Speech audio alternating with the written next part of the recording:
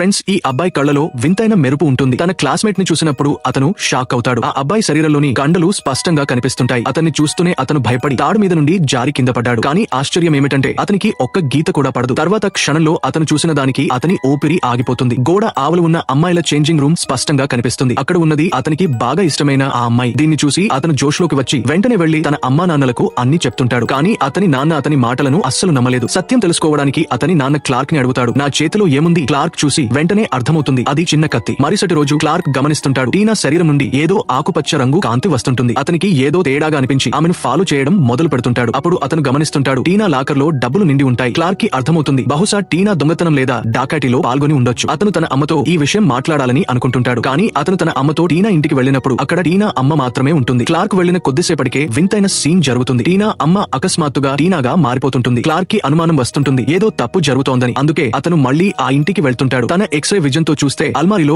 ఎవరో దాక్కున్నట్టు కనిపిస్తుంది. అల్మారి తెరిచినప్పుడు అతని కాళ్ల కింద నేల కదిలిపోతుంది. అక్కడ టీనా అసలైన అమ్మ శవం ఉంటుంది. క్లార్క్ పూర్తిగా చూసి షాక్ అవుతుంటాడు.